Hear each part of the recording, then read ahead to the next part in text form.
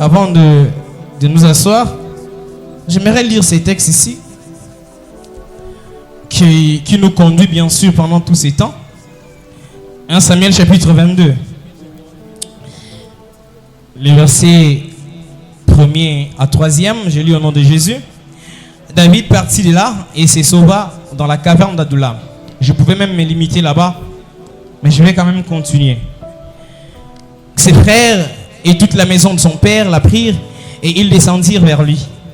Tous ceux qui se trouvaient dans la détresse, qui avaient des créanciers ou qui étaient mécontents, se rassemblèrent auprès de lui et il devint leur chef. Ainsi se joignirent à lui environ 400 hommes. En tout cas, c'est beaucoup pour un homme qui est dans la détresse.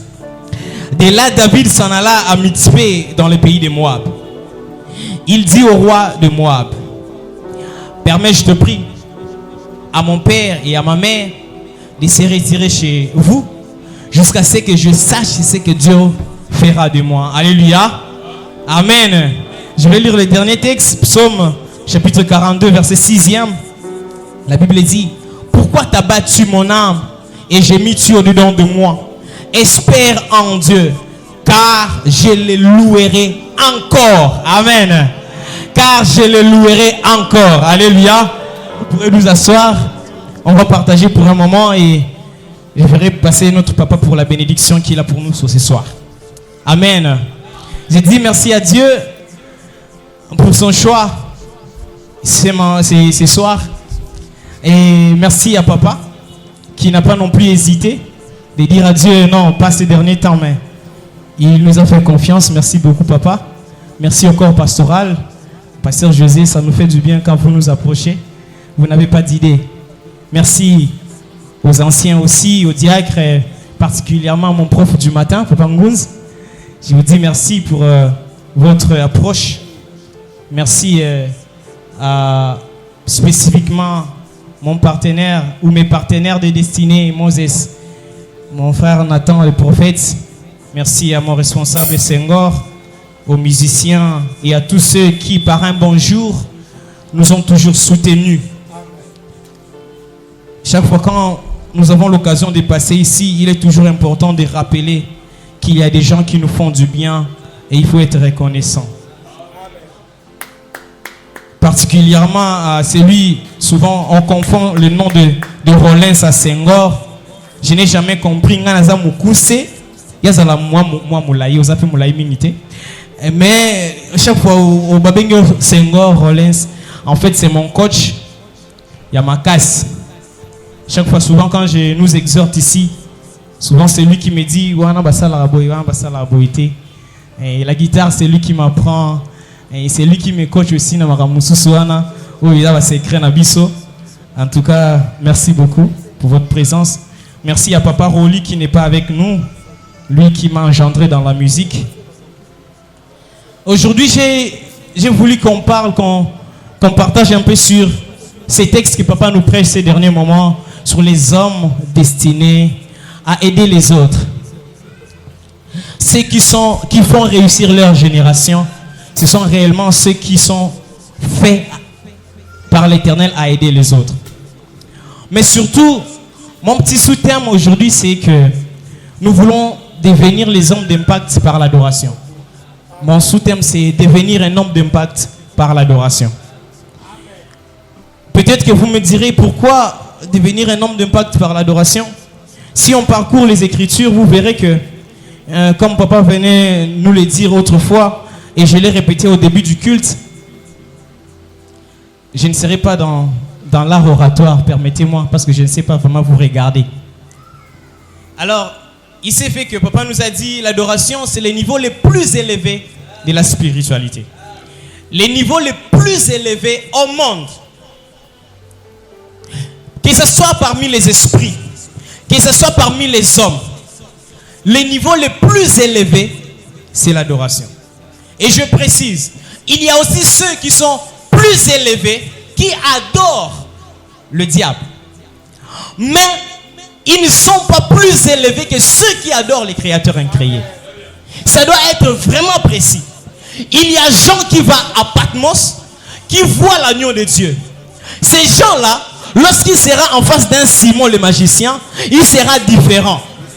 Parce que lui, il a adoré celui qui est incréé. Mais Simon le magicien, il n'est qu'avec celui qui est éphémère et passager.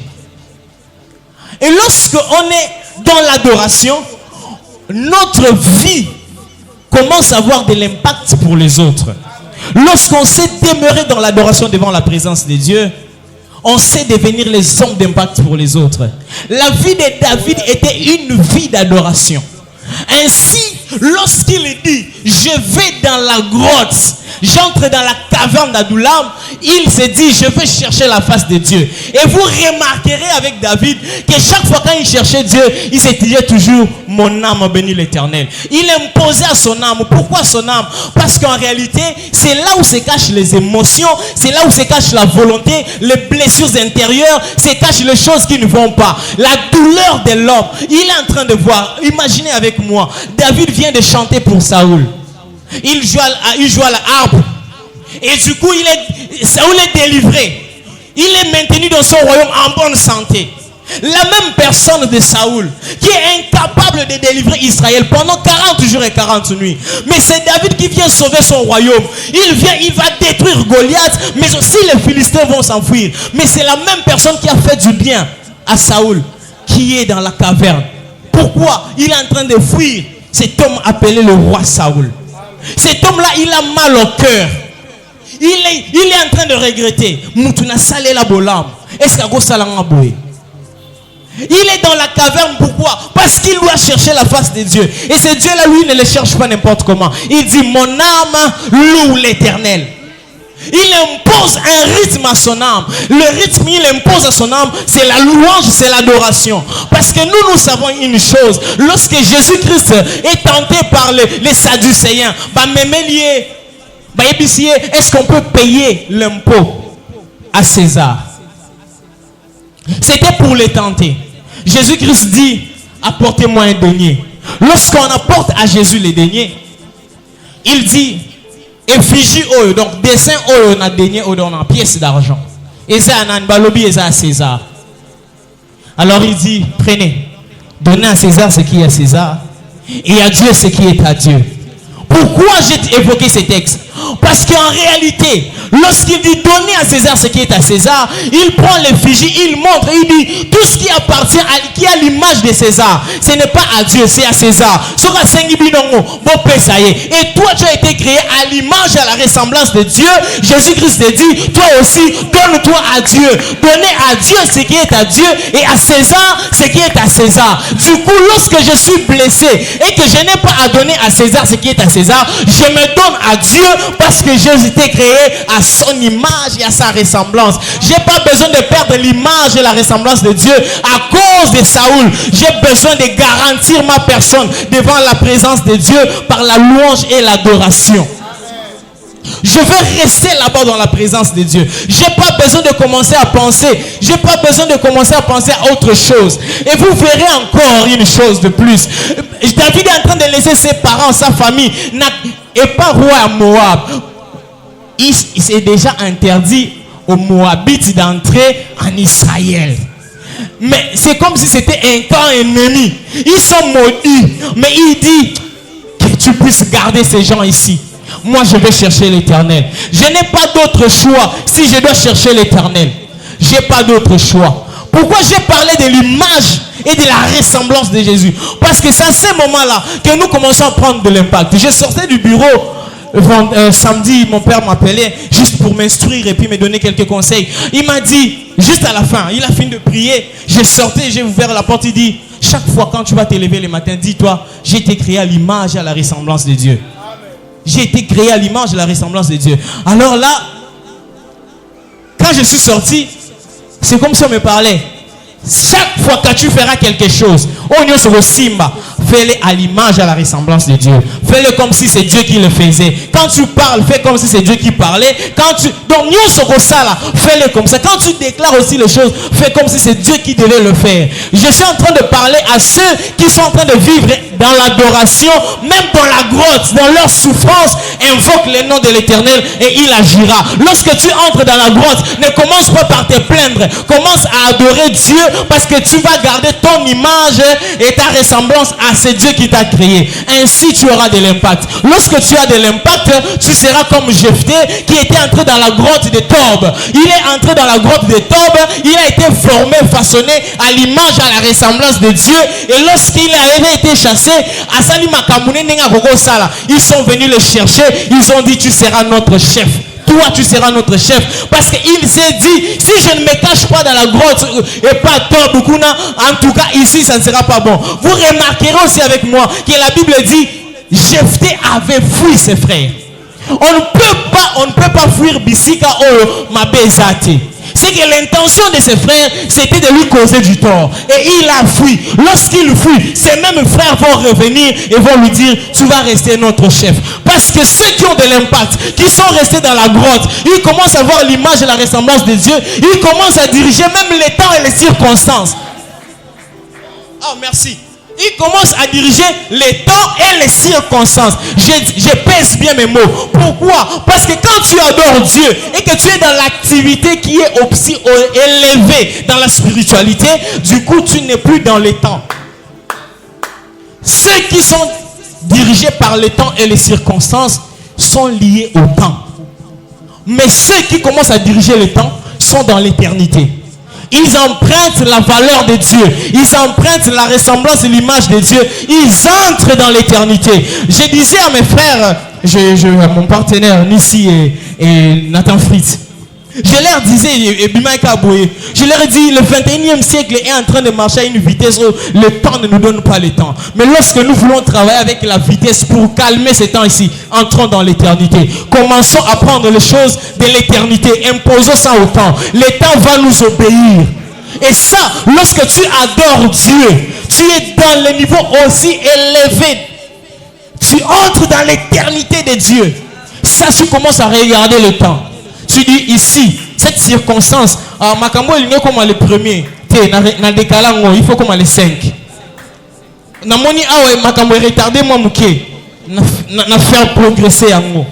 Parce que tu n'es plus toi, tu es maintenant le Dieu dont la Bible dit tu es le Fils du Très-Haut. Tu as emprunté le temps. Je vous me dirai, qu'est-ce que tu dis comme ça, Rollins? Oh oui, je vais vous prouver encore dans la Bible, dans Josué chapitre 10. Lorsque Josué est en train de voir qu'Israël, le combat ne finissait pas, il va dans l'éternité de Dieu. Il va imposer au temps de s'arrêter. Il dit au soleil et à la lune, arrêtez votre marche. Qui est capable de faire arrêter le soleil au Baloba? Il présidera au jour. Quel pouvoir qu'on a donné au soleil? Il va présider au jour. Et la lune, on a dit, présidera aux nuits. Mais ce sont les mêmes astres. Oh, il impose le rythme de l'éternité au temps. Et la circonstance change en faveur d'Israël. Nous voulons trouver les opportunités qui font de nous de grandes personnes. Simplement parce que nous sommes entrés dans l'éternité de Dieu. Si tu pleures, va pleurer dans l'éternité de Dieu. Ne pleure pas dans les temps. Sinon les temps, lorsque tu pleures dans les temps, mais quand tu pleures dans l'éternité, tu commences à gérer les temps. Tu commences à dire au soleil, arrête-toi. Tu commences à dire à ceci, fais cela, et cela t'obéit. J'ai besoin d'une église des adorateurs que le Christ recherche pour le Père. Les adorateurs qui sont à l'image, à la ressemblance de leur Père.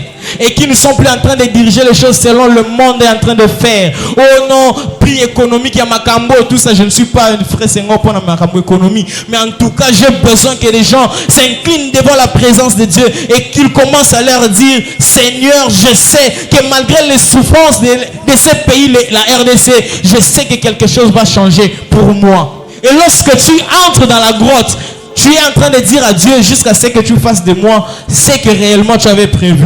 Ainsi, Dieu te montrera où est le chemin par lequel tu vas passer, quelles sont les choses que tu devras faire, comment tu vas remporter des victoires, comment tu seras maintenant sur le trône. Parce que tu étais dans la grotte. Tu étais dans la grotte. La grotte n'a pas été faite pour David pour souffrir. Si tu penses que la grotte c'est pour aller souffrir et pleurer, je te décourage. La Bible me dit, il s'est sauvé dans la grotte d'Adullam. Lorsque tu entres dans la grotte, c'est pour aller te sauver. Lorsque tu vas adorer Dieu, tu vas te sauver. Tu vas te sauver. Alors maintenant, nous voulons, avant de faire passer papa, je veux que quelqu'un qui est conscient de l'image et de la ressemblance de Dieu qu'il porte en lui, lui qui est esprit, mais qui s'est retrouvé dans une situation bizarre, compliquée de la vie. Il s'est dit, comment je veux me ressaisir? Comment je veux marcher? Tu te poses beaucoup trop de questions. J'ai besoin que cet homme commence à commander à son âme. Oh mon âme, n'oublie aucun de ses bienfaits. Loue l'Éternel. J'ai besoin que quelqu'un qui, comprenant la valeur de la divinité qu'il transporte, la divinité que tu transportes, mais tu es comme peut-être Jephthé. Je n'aimerais pas peut-être citer beaucoup trop le nom de Jephthé, parce que quand je lisais ça, ça me faisait encore trop mal. Mais j'ai besoin que quelqu'un qui se sent dans la difficulté de la RDC, dans la difficulté de leur famille, mais qui se dit, si je n'entre pas dans la grotte, rien ne changera. Et comment tu peux encore impacter? Comment tu peux impacter dans l'adoration sur la valeur, sur l'acte qu'avait posé cette femme pécheresse? Elle est entrée dans la grotte et l'histoire a changé. La femme pécheresse comprenait que si elle ne vient pas dans sa grotte qui était le pied de Jésus, si elle ne se prosterne pas devant Jésus, son nom ne sera pas cité aujourd'hui. Parce qu'il y avait le jugement des hommes, il y avait ce que les hommes définissaient pour elle. Mais elle savait une chose, je vais là-bas pour que ma vie change.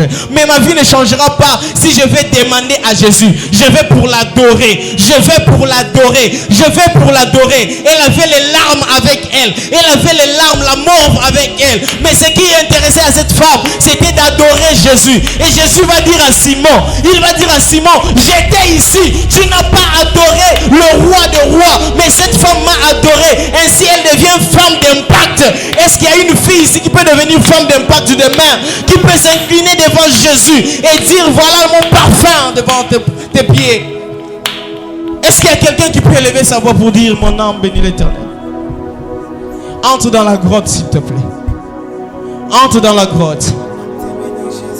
La grotte est faite pour ceux qui savent que leur vie doit avoir de l'impact. Et l'adoration, c'est le chemin le meilleur pour que tu puisses réellement trouver ton impact.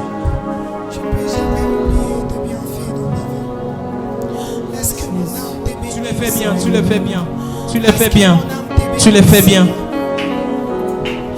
Dans les moments difficiles, entre dans la grotte. Entre dans la grotte. Ne laisse pas ta grotte. Ne fuis pas la grotte.